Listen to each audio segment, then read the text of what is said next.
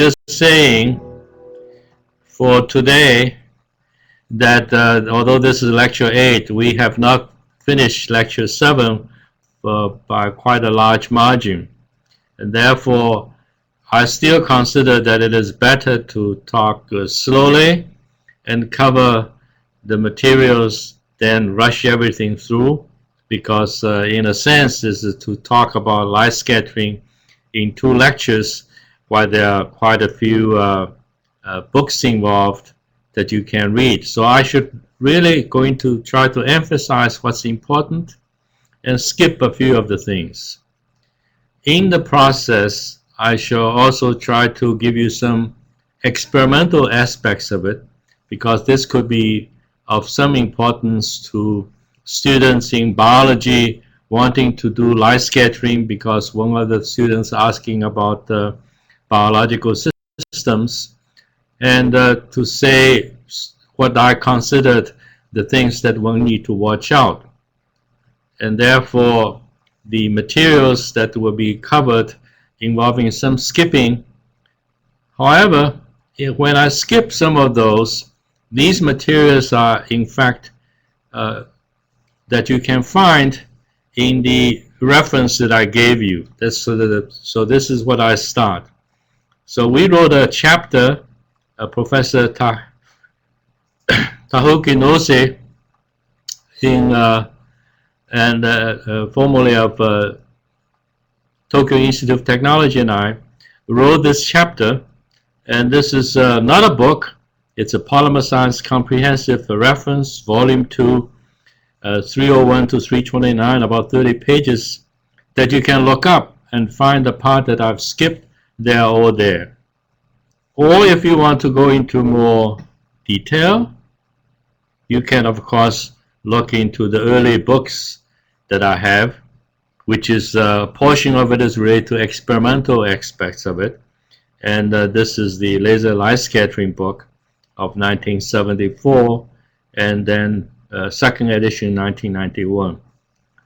1974 edition is more theoretical, involving starting with Maxwell's equations. So therefore, again, for those in chemistry and biology, you may as well try to not to spend too much time in doing that. The 1991 version is a second edition where it becomes less mathematical, and then there's an abridged republication of that in the Dover publications that you can see. And I think I mentioned before that the fundamentals have not changed at all. In practice, what has changed, for example, are updates of laser. The lasers have now changed from helium-neon lasers to diode lasers. The detectors have become smaller and better. And these are the aspects of it that you may want to know a little bit about, but what we want to cover is really more on the fundamental aspects. And in that respect, there's no change. So this I don't think will change in the next 30, 40 years either, because this is just dealing with the fundamental principles. Now, what I will continue in this case is really to say that last time, for example, there was a question indicating about this equation versus that equation. The equation here, as you know, if you recall, when I was making the reference on the a single particle induce a dipole getting scattered, the particle scattering power is proportional to the square of the polarizability, because this electric field is proportional.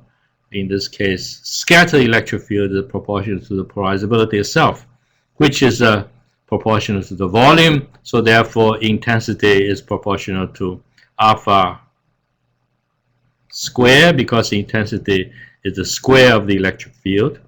And therefore, you have a length scale of volume to the square, which is r to the 6.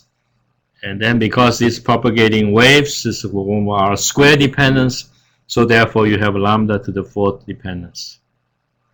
Now, the question on the previous was like to say this. You notice in this case is consider a gas of NP particles in volume V.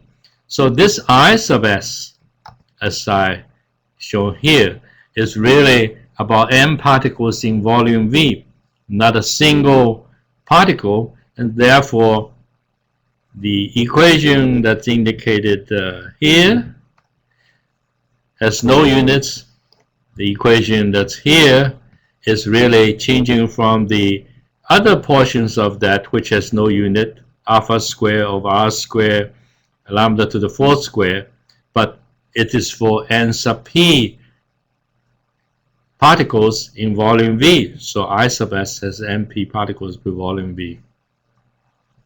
Now, this being the beginning of things to go, and I should therefore go fairly quickly, really to say these are the kind of things that you deal with if you look at the then excess scattered intensity. Here it comes with the refractive index increments, which is the NDC to the square. All of this has come about when you're looking at the excess scattered intensity.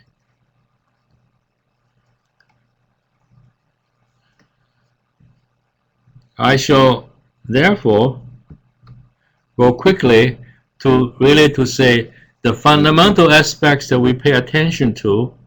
So you can really, in a sense, is not to worry too much about, but just remember that we are mostly dealing with, say, solutions, and we are looking at, in this case, the excess Rayleigh ratio, which is Rayleigh ratio is defined here, and is equal to HCM. That's the only part you need to remember. And so therefore, this tells you that you're measuring scattered intensity, and you can see information which is related to the molecular weight. And it's a